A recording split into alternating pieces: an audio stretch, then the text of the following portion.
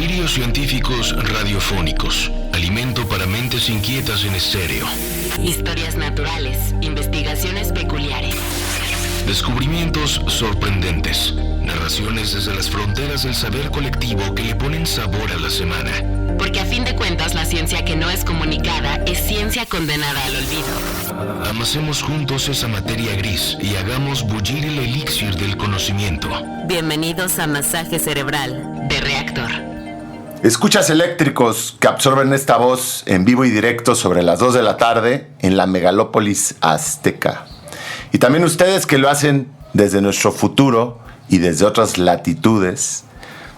Esperamos que sean tiempos, si no de bonanza, cuando menos de inspiración y sorpresa para ustedes. Les damos la bienvenida aquí al Masaje Cerebral, su sensacional de juegos de azar y de estrategia por Reactor. Un tablero sónico en el que, como cada 15 días, ponemos las fichas y sacamos las cartas para atender ese lado ludópata que todos llevamos dentro. No se hagan, todos llevamos dentro ese lado ludópata. Pero recuerden que aquí de lo que se trata es de barajar ideas, ¿no? Y la moneda de cambio se cotiza en historias de ciencia. Así que suban sus apuestas, giren la ruleta y dispongámonos todos a ganar un poco de riqueza neuronal. Acá en el casino de la Sociedad de Científicos Anónimos, ya saben que les atienden sus cupiers de confianza, Andrés Coteiriart, y el doble de 7 de diamantes, Claudio Martínez. ¿Cómo estás, Claudio? Bien, mi queridísimo Cota. Qué buena introducción, me encantó. Como siempre. Sí. Suerte y que salga la carta que están esperando, ¿no? Para que siempre resulten ganadores allá afuera. Claudio, mira, me parece muy pertinente, antes de saltar a los destellos de rayos gamma, que recuerden que es lo que vamos a estar hablando hoy, y que vamos a hacer esta... Si han escuchado los episodios previos de esta tercera temporada de Masaje Cerebral, se habrán percatado que fuimos como a la frontera más lejana del planeta, ¿no? A lo más desconocido de este astro en el que habitamos, de este planeta, que son las profundidades marinas. Y entonces nos gusta la idea de haber ido así a lo más profundo del planeta, luego salir con las medusas, que también son, pues, francamente como extraterrestres, y ahora irnos al otro lado, a la frontera más lejana, pero del universo.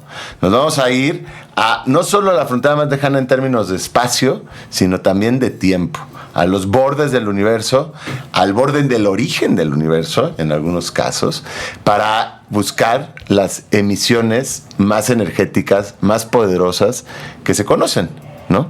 Exacto. Poco a poco, pero permítanos antes de llegar allá, decirte, Claudio, que acabamos de abrir la Sociedad de Científicos Anónimos Mérida. Fíjate, en eso estuve y estuvo padrísimo. Me encanta que empiecen a surgir capítulos de la Sociedad de Científicos Anónimos en distintas ciudades, porque obviamente la idea es diversificar público y convertir este formato que de la Sociedad de Científicos Anónimos, al menos en su versión presencial, que son estos eventos de ciencia en el bar, ¿no? Una oferta de entretenimiento casual nocturno, nutritivo para el cerebro, que cada vez surjan más capítulos en distintas ciudades, ¿no? Porque lejos como de algo exclusivo es lo contrario. A mí me encantaría pensar que además otras personas hacen algo similar y que logremos hacer eso de insertar la ciencia como parte de la oferta cultural, que me parece básico y que pues poco a poco empieza a volverse más popular. Entonces nada más quería aprovechar a quienes escuchan esto, que a lo mejor me parece más será un público en algunos casos ya sesgado hacia la gente que le gustan estos temas, que si ustedes viven en la ciudad que sea de la República Mexicana y les interesa y creen que tienen ahí una red de contactos, una posibilidad de público, un lugar bueno para abrir un capítulo, no duden en contactarnos. Escríbanos un correo a científicosanónimos@gmail y podemos empezar a platicar y ya les contamos cómo se puede y qué se hace, porque la idea es que si bien todos sean más o menos un mismo barco, porque mientras más voces se sumen, pues más incidencia tiene y más esta nave de divulgación científica toma más fuerza, pues que cada quien también sea un tanto independiente, por supuesto, ¿no? Es una idea de hacer una colectiva, un colectivo a nivel nacional, la República de Científicos Anónimos, ¿no? Así podríamos ser, en vez de Sociedad de Científicos Anónimos, República de Científicos Anónimos. Está increíble. Dicho esto, y aprovechado su momento, y bueno, y si no ustedes, y a lo mejor tienen amigues, ¿no? Que dicen, esto sería algo perfecto para Ricardita, pues díganle a Ricardita que estamos abiertos. Bueno, muchas gracias también a quienes nos escriben. Nos han estado empezando a llegar más correos y más de contactos a través de las redes sociales, tanto de felicitaciones y de que les gusta el programa, como de propuestas de temas, incluso gente que se le antoja venir al programa, y nos gusta mucho. Los vamos a ir calendarizando varios de estos, así que no duden de hacerlo. Nos encanta escucharles o leerles. Ahora sí, entrando al tema de hoy, Claudio, a los destellos de rayos gamma, que por supuesto vamos a tener alguien aquí que nos va a ayudar, ¿no?, a explorar este tema, porque este sí rebasa mis posibilidades de abstracción. Pero solo para que se den una idea y para empezar a poner pie de quién estamos hablando, los destellos de rayos gamma, los rayos gamma son las emisiones más energéticas, ¿no?, dentro del espectro electromagnético. Si ustedes se acuerdan del espectro electromagnético, bueno, es la luz visible. Lo que vemos es parte de este espectro, lo que llamamos luz visible los humanos, porque por supuesto que antropocéntricamente, pues lo que vemos es la luz visible, aunque hay muchos otros tipos de luz.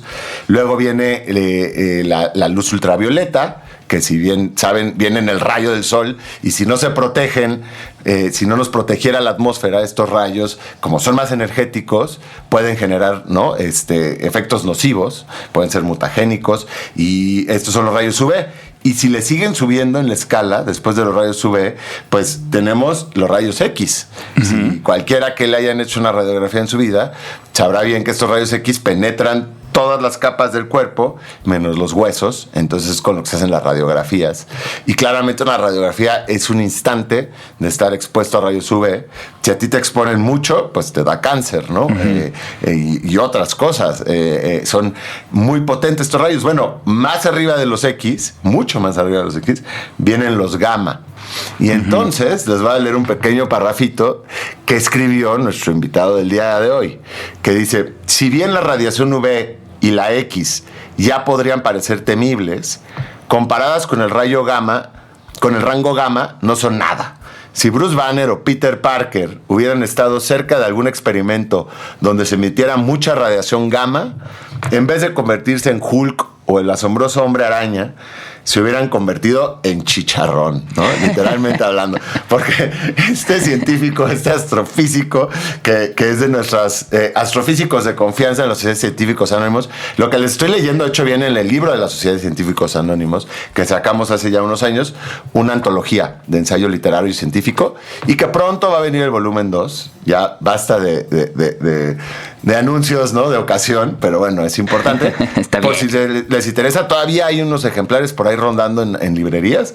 Si los ven, no dejen de comprarlo porque quedan pocos. Bueno, ahí nos escribe Diego López Cámara, alias el Dr. Piki, sobre estos destellos de rayos gamma, ¿no? Y a mí me cae muy bien Piki, Diego, como quieran llamarle, porque creo que es muy afín a lo que hago yo también. O sea, si bien es un científico, digamos, genuino, o cuando digo genuino, pues trabaja en un laboratorio, y lo que hace Piki es hacer explotar estrellas, ¿no? O sea, a nivel como de modelos, explota estrellas. Imagínense qué buen trabajo. ¿Tú qué te dedicas? Yo, pues a explotar estrellas. Bueno, pero es alguien que profesa mucho el humor, ¿no? Y que le gusta estos como dos niveles de comunicación entre el rigor de la información, pero como lo agradable de la comunicación afable, de alguna manera un tanto relajada, ¿no? Si tienen oportunidad algún día de ver una charla de Piki, no dejen de hacerlo, porque es realmente entretenido, ¿no? Es muy histriónico, además. En fin. Cuéntanos tú, Claudio, ¿qué nos vas a darnos la semblanza del buen Piki? Justamente, pues a mi queridísimo Diego López Cámara, alias Dr. Piki, le conocí yo creo que alrededor de hace unos 15 años más o menos, y tengo el gusto de poder llamarme su amigo.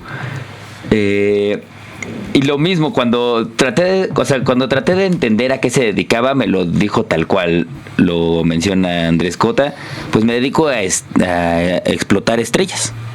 Y yo lo primero que pensé, la primera imagen que me vino a la mente, y no me dejarán mentir porque seguramente a ustedes allá afuera también les está pasando, pensaron en Darth Vader, ¿no? Y dijeron, no yo me lo imaginaba más alto. Pero justamente ya después me lo fue explicando con lujo de detalle, y yo después de 15 años me sigo perdiendo en este tipo de explicaciones, pero Piki hace un esfuerzo increíble en comunicar lo que hace para más gente más allá del mundo astrofísico, no lo deja nada más en ese terreno. Les platico un poco. Diego López Cámara Ramírez es catedrático de CONACYT en el Instituto de Astronomía de la UNAM, es doctor en astrofísica e investigador nivel 2 del SNI. El doctor López Cámara estudió la licenciatura en física en la Facultad de Ciencias de la UNAM, galardonado con el premio Gavino Barreda por el promedio más alto de su generación. Ni más ni menos. Ni más ni menos. Y la maestría y el doctorado lo realizó en el Instituto de Astronomía de la UNAM, graduado con honores. Posteriormente realizó 2 estancias postdoctorales, el primero en el Instituto de Ciencias Nucleares de la UNAM y el segundo en la Universidad Estatal de Carolina del Norte, NCSU, de Estados Unidos.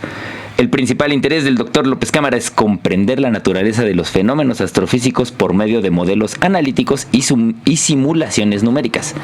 Su línea de trabajo abarca de fenómenos relativistas de alta energía, así como fenómenos de baja energía mediante el uso de simulaciones hidrodinámicas.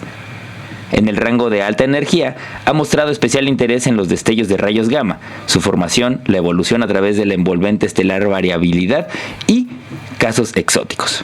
Ha publicado numerosos artículos en revistas internacionales indexadas y ha dado pláticas tanto en conferencias internacionales como nacionales.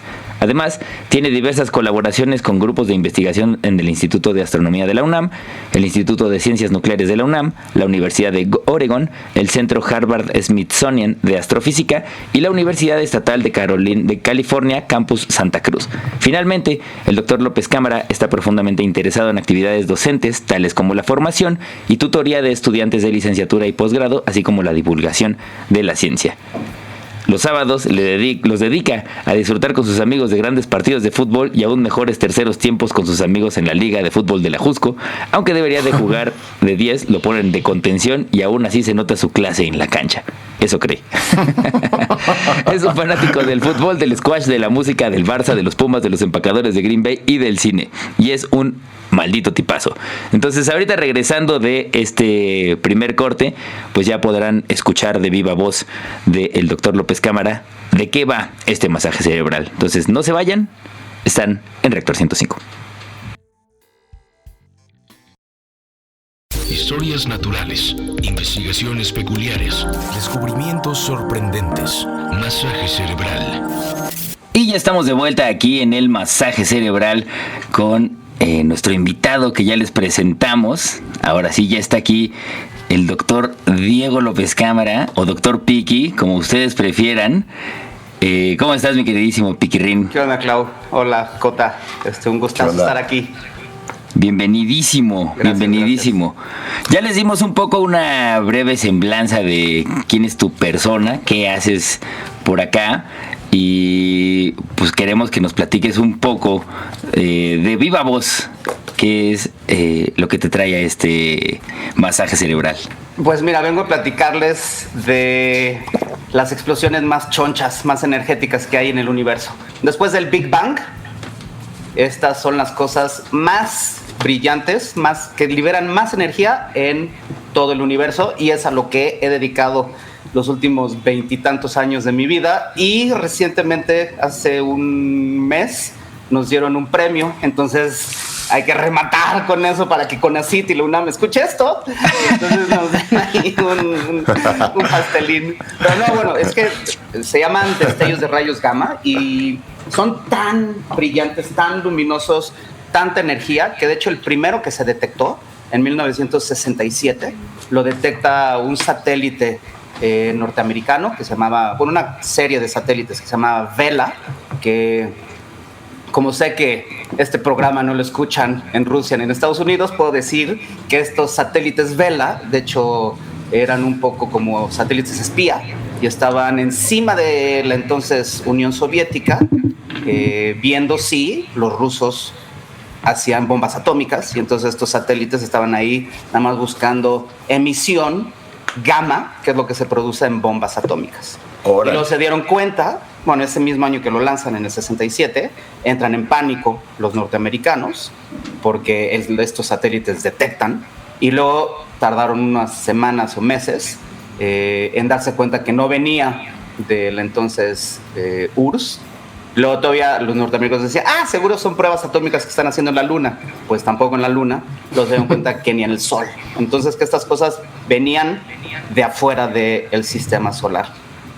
Y hoy en día ya sabemos, entonces estas cosas son explosionzotas. No es una explosión esférica, vamos a ver, bueno, sale como en unos chorros, unos jets súper colimados, energéticos, impresionante. Y esto es lo que nos llega a la Tierra. Y en cada uno de estos jets, imagínense nada más, se emite toda la energía que el Sol va a producir en sus 10,000 millones de años en una fracción de segundos hasta unas pocas horas. ¡Wow! Y por eso es que eso en bombas atómicas, ¿a qué equivale? Ya que estábamos haciendo la comparación. Ya, una vez el cálculo era, lo que se libera aquí es 1 millón de millones de millones de millones de millones de millones de bombas atómicas por segundo. ¡Wow! O sea, bombas atómicas tipo Hiroshima y Nagasaki. O sea, es una reta bestialidad. a cualquier, ¿no? O sea, la imaginación más privilegiada o a la capacidad de abstracción más extraordinaria que haya existido en la planeta Tierra, no alcanzas a poder dimensionar eso, ¿no? Y en una fracción de segundo, además, y concentrado. Bueno, puede ser desde una fracción de segundos o 2 segundos. Los más típicos duran 20 segundos y se han detectado algunos que duran hasta algunas horas. Okay. Pero entonces, y la otra cosa impresionante es, después de estos satélites Vela, y ahora hoy en día hay como 8 satélites en la atmósfera, porque la buena noticia es los fotones que nos lanza esto son súper energéticos, vienen tienen, para aquel que sepa un poco de física o matemáticas, cada fotón trae 100,000 electronvolts, es un montón por fotoncito. Eso es en el gamma, o sea, no es óptico, no es ni rayos X, cuando vas al dentista que te ponen ahí el forro ese para evitar o te rompes un hueso. Esto es todavía más energético, que es gamma, que son estos más de 100,000 electronvolts que, insisto, por desgracia en la Tierra, solo se consigue como en pruebas nucleares. Pero entonces la atmósfera nos protege. Entonces, por eso tenemos que mandar satélites afuera de la atmósfera para que estos sí estén ahí a la intemperie, buscando que le llegue alguno de estos fotonzazos y detectar esto. Más o menos con los que hay como 8, detectamos como 1 o 2 por día. Entonces hoy en día hay un gran total como de 10,000, y lo que sabemos vienen de todas partes. Si vinieran de la galaxia, se vería como en un planito, como la Vía Láctea, ¿no? Que vemos, se verían que todos vienen de esa gran mancha, pero aquí vienen de todas partes. Y de hecho la pregunta del millón hace como 40 años era, estos puede ser porque vienen de súper cerca o de súper lejos. Y en el 97, que ya está en nuestro rango de edad, o sea, yo me acuerdo del 97, estaba saliendo de la prepa, ahí fue cuando un satélite italiano, Bepo-Sax, logró identificar una galaxia, la galaxia en la que se generó uno de estos destellos de rayos gamma, y con eso se dieron cuenta que estas cosas vienen de afuera de la galaxia. Prox viene como de 1,000 veces, bueno, el mínimo es como 1,000 veces el tamaño de nuestra galaxia a estos fenómenos, o mucho más, al mero casi origen del universo. Entonces, al menos sabemos, vienen de todas partes, vienen de lejísimos y son súper energéticos. Y antiguos. O sea, es que ya, sí, no, esto nos está destruyendo la mente, ¿no, Claudio? Como intentar cuadrar todo esto al mismo tiempo. Concilia todo esto en tu mente por un momento, ¿no? Compréndelo. Y luego pues también hay que ser una razón más por la cual hay que cuidar la atmósfera, ¿no? Claramente. Mala idea quedarnos sin atmósfera, como parece ser que la humanidad intenta, ¿no? Wow. Yeah. Pues del pasado. Esto ha sido lo que he dedicado estos últimos 20 años de mi vida. Y lo que sí me acuerdo es cuando estaba terminando el doctorado, no voy a decir el nombre, pero de hecho una eminencia mexicana me dijo, no, esto ya se está, el pan caliente aquí está terminándose. Y la verdad es que con tantos satélites está saliendo algo siempre nuevo y exótico. Y de hecho ahorita está en su segundo aire. Entonces, para todo aquel que escuche destellos de rayos gamma, sigue de súper moda. Buena elección de carrera para quien los escuchas jóvenes, ¿no? Ahí tienen, porque claramente causa pasiones, ¿no? Yo estoy viendo, ustedes ahorita no están viendo la cara del buen doctor Piki, pero ya se me antojó dedicarme a eso también. O sea, pero en realidad son bastante frecuentes, entonces, de alguna manera, ¿no? Sí. Digo, hasta nuestro modesto entender. También estas cosas, pues claro que hay un segundo aire y habrá uno tercero y uno cuarto, porque pues supongo que vamos escarbando muy poquito a poquito y comprendiendo poquito a poquito.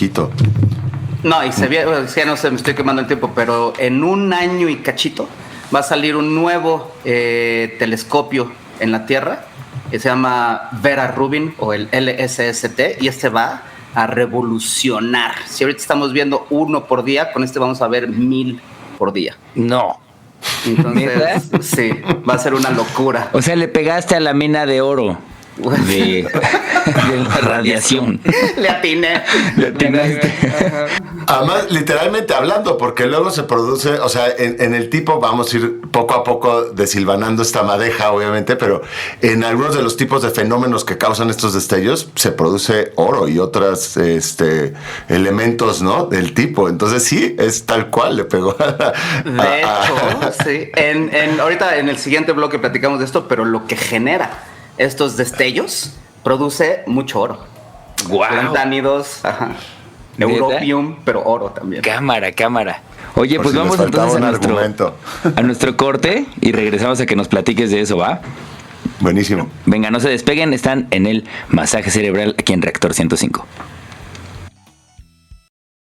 Ciencia que no es comunicada es ciencia condenada al olvido. Esto es masaje cerebral.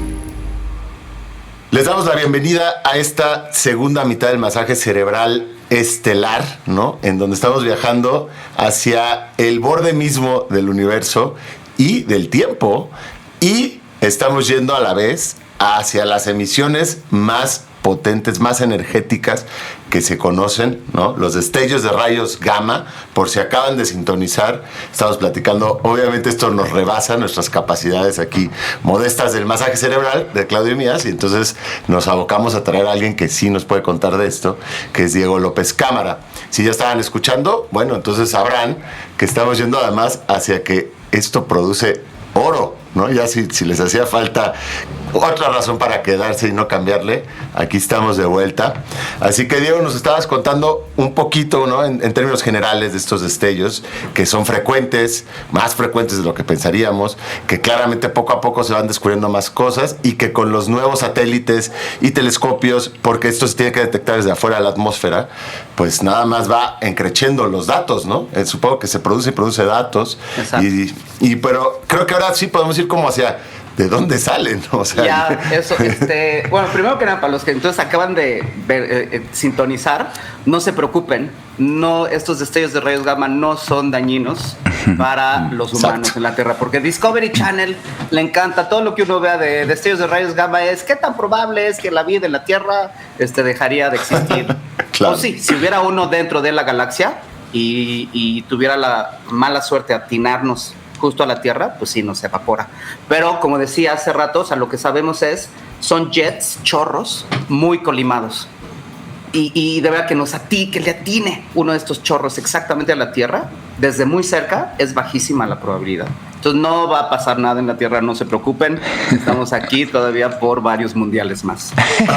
Oye, pero solo porque ahorita estás diciendo eso y ya dijimos, no va a pasar. Pero me imaginé como la estrella de la muerte, ¿no? Esto que tenía un chorro que destruía planetas. Exacto. Es eso, está basado. Es muy parecido, sí. Solo que aquí la estrella de la muerte es de verdad una estrellota. Y Exacto. justo sí está en sus fases finales, en la muerte. Pero esto se debe, entonces, ahorita vas a ver, hay unas que se deben a estrellas que nacen con muchísima masa. Yo siempre digo, bueno, lo voy a decir, que nacen con problemas de obesidad. Con muchísimo, y al final explotan, viven como rockstars, y al final viven poco y lanzan toda esta energía y tienen sus segundos, horas de fama. Entonces lo que sabemos es, o lo poco que hemos sabido desde hace como 3 décadas es, a grosso modo hay de 2 sabores.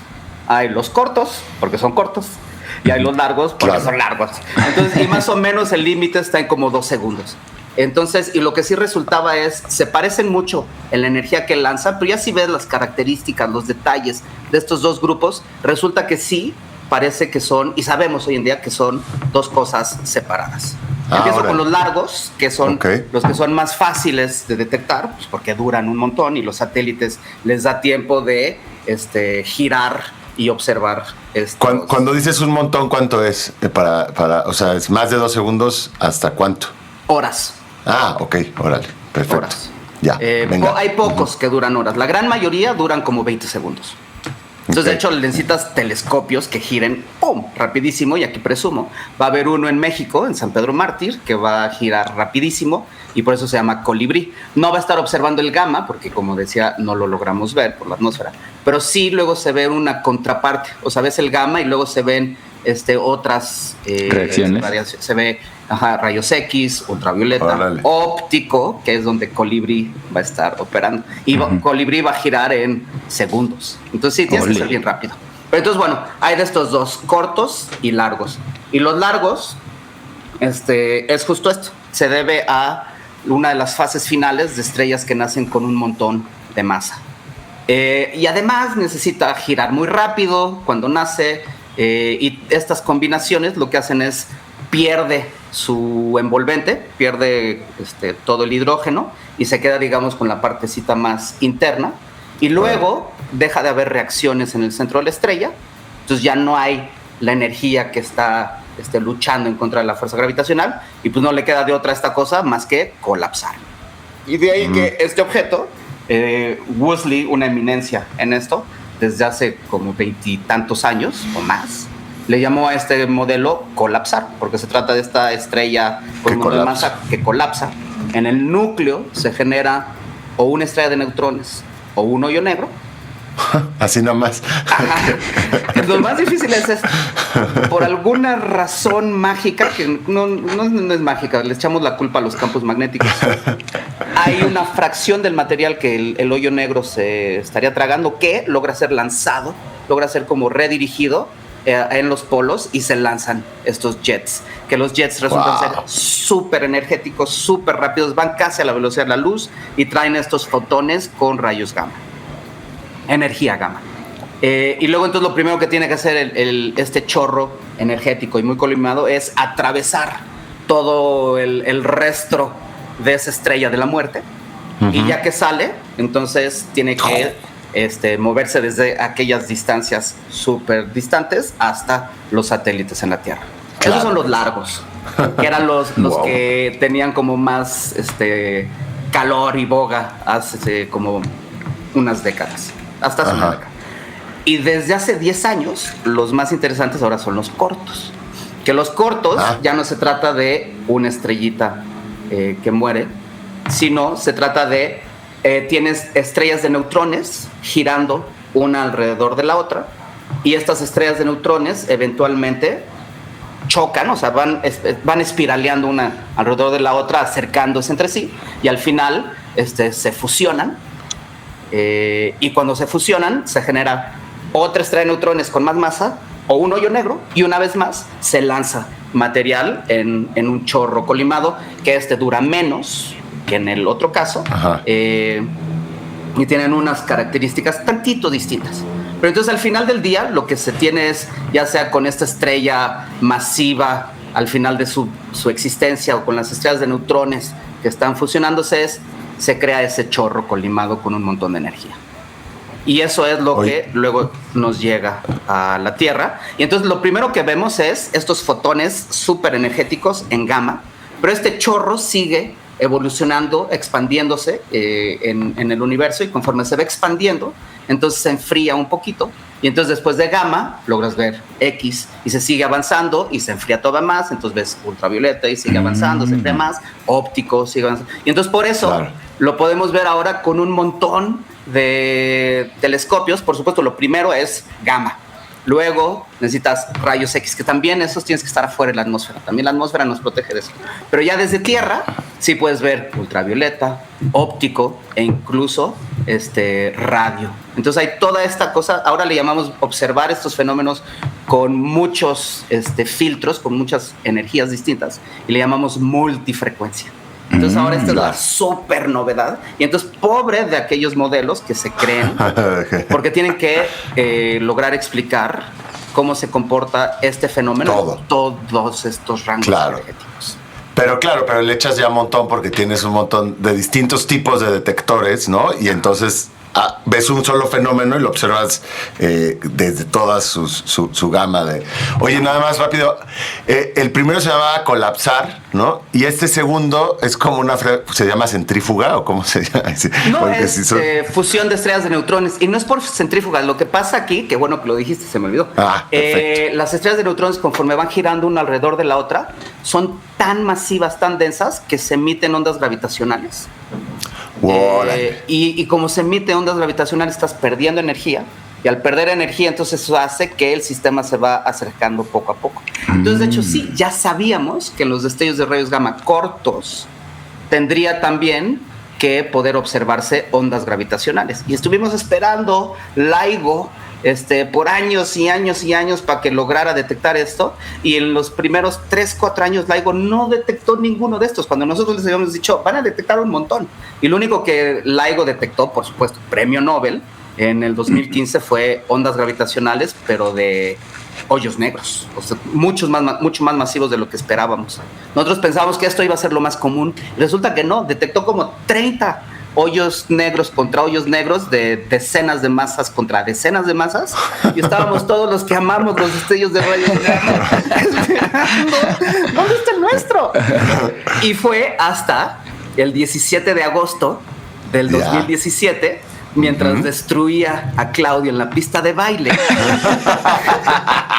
Ese día, porque es mi cumpleaños, ese día se detectó, LIGO detectó la primera fusión de algo como de 1.4 masas solares contra algo de 1.4 masas solares. Y esto, o sea, LIGO no te dice qué es, pero por las masas, o sea, es que apestaba a que era estrella de neutrón contra estrella de neutrón.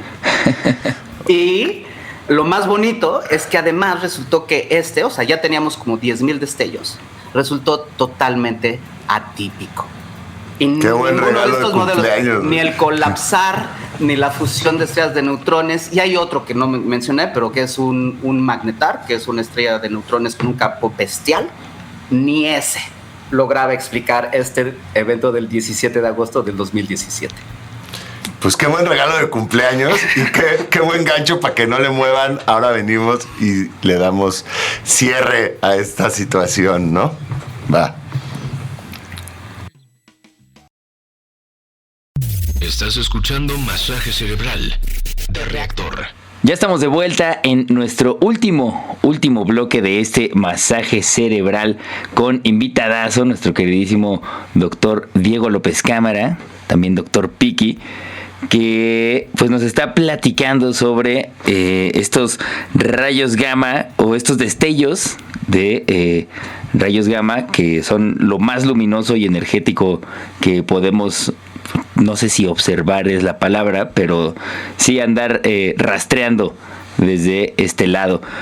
Y pues una de las cosas que nos tiene que contar es justamente cómo ese regalo de cumpleaños también derivó eventualmente en ser premiado, ¿no? Entonces, cuéntanos un poco, mi queridísimo Piki. Pues mira, entonces estábamos platicando del 17 de agosto del 17, y entonces ahí lo primero fue LIGO, que de hecho ya estaba LIGO en colaboración con Virgo, que es LIGO son 2 detectores de ondas gravitacionales, y digo 2 porque uno está arriba como por Seattle y el otro está abajo por Nueva Orleans. Y tienen una resolución impresionante, pero lo que no tenían bien esos 2 era poder decir de dónde en el cielo venía, hasta que entró Virgo, que está en Pisa, ¿no? La famosa torre está reclinada en Italia. Y ya que estaba Virgo funcionando, cuando los 3 estaban observando un mismo fenómeno, entonces ahí sí, es impresionante la locación en el cielo en el que dice, viene de por ahí. Y ahora sí tiene resolución suficiente para que satélites, telescopios, detectores en humano, entonces pudieran irse y decir, observemos por esa región. Órale. Y entonces 2017, 17 de agosto, LIGO Virgo dicen, estamos observando algo de como masa y media contra algo de masa y media, y ya por cierto viene de esta región del cielo. Y lo más increíble es, más o menos media hora después, pero en realidad lo observó, media hora antes, pero en realidad lo observó después, había otro satélite llamado Fermi, que había detectado un destello de rayo gamma corto, aparentemente nada novedoso, y lo dijeron, sí, viene de por allá.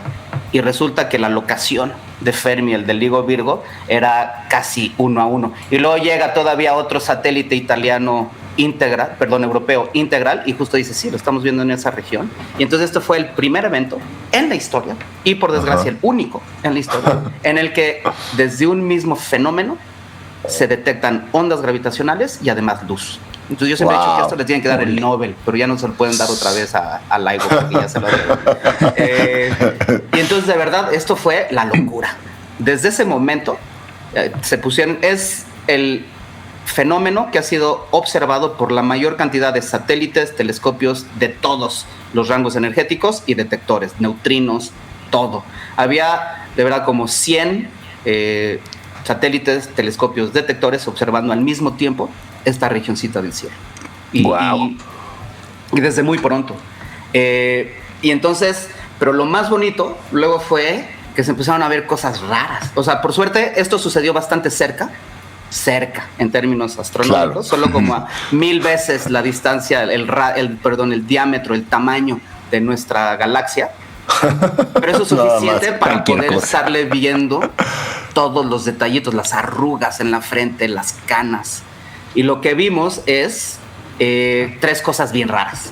Por lo pronto, la energía que estaba emitiendo esto resultó ser menor. Y no tantito menor, 1000 veces menor de lo que esperábamos. Entonces fue así como, ¿qué está sucediendo ahí?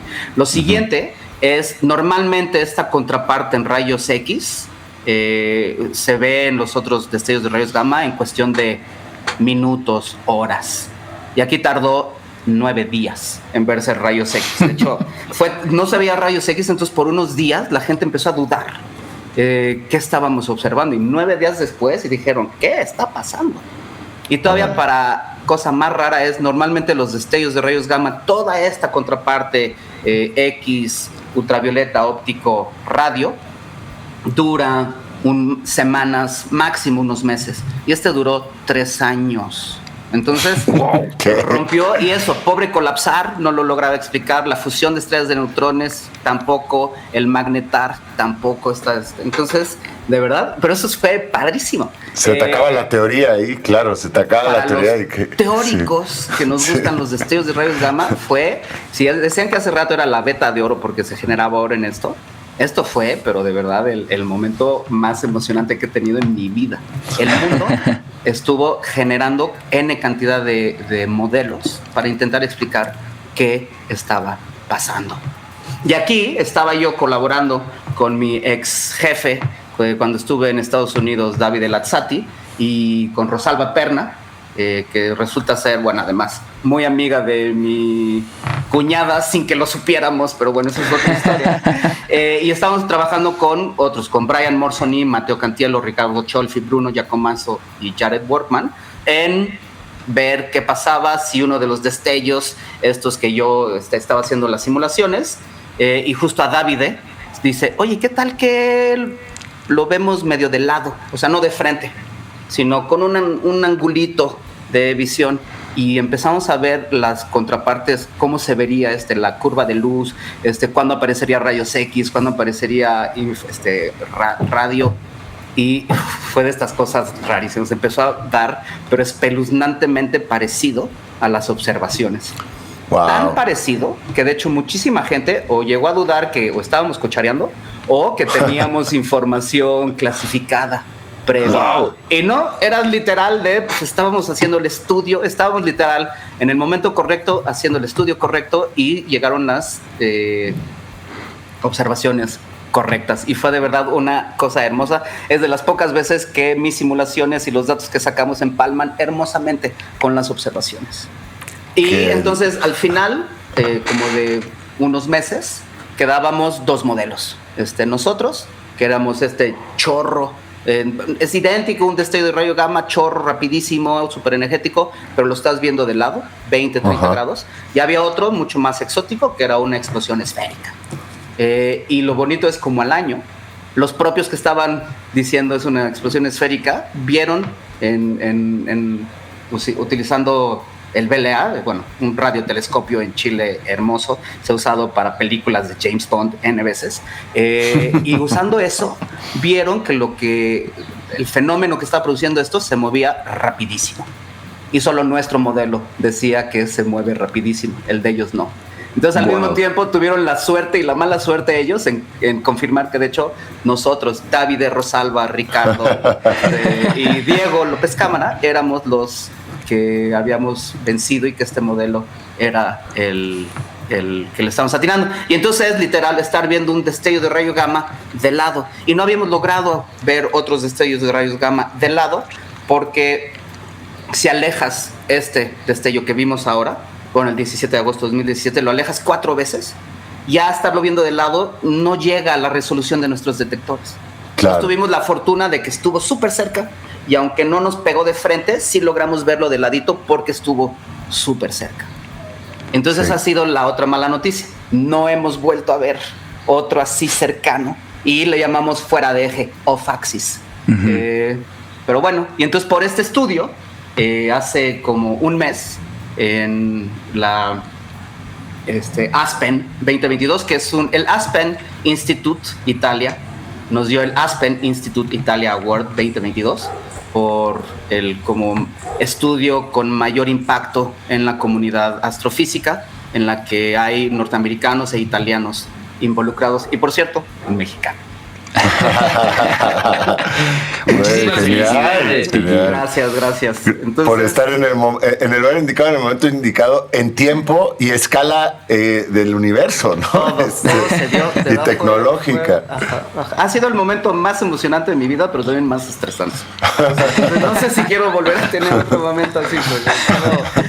Fue toda una montaña rusa de emociones, pero sí, entonces está muy bonito y hasta la fecha todavía se logra ver detallitos con estos radiotelescopios, el BLA, y todavía estamos viendo que le atina a lo que nosotros dijimos. Antes de irme, nada más 2 cosas rápidas. 1, el mundo de alta, si creían que este destello de rayo gamma que logramos explicar el grupo italiano norteamericano conmigo fue el último, mangos. Hace una semana, el 9 de octubre, salió otro destello de rayo gamma que no tenemos idea que lo está generando. Resulta que no es el más brillante, pero sí es el que trae fotones más energéticos, hasta 1 millón de veces más energéticos de lo que estamos viendo. No sabemos qué lo está generando, entonces por eso digo, es un momento muy emocionante para destellos de rayos gamma. Y la otra es, nada más dejen, ahora yo hago un poco de propaganda. Escuchen el podcast que tengo con Gloria Delgado Inglada, otra astrofísica, que se llama Tras los Fotones. Busquen, está en todas las plataformas, Spotify, Evox, Apple Podcasts, es lo que sea. Y sacamos un episodio quincenal en el que entrevistamos a gente involucrada en la astronomía y además damos noticias de el mundo astrofísico actual, con chistes, con todo ahí incluido. Entonces recuerden, Tras los Fotones, están todos cordialmente invitados. Y es buenísimo lugar para que sigan la indagación a quien esto le está haciendo más ecos, ¿no? Buenísimo. Buenísimo. Pues hemos llegado al final de este masaje cerebral. Muchísimas gracias por haber sintonizado. Muchísimas gracias y felicidades a mi queridísimo Diego López Cámara, doctor Piki. Muchísimas gracias, Cota. Nos escuchamos en el siguiente masaje cerebral. Chao. Nos vemos. Hasta luego. Esto fue todo el masaje cerebral por hoy. En la siguiente emisión continuaremos alimentando las mentes inquietas de la radio pública A través de Reactor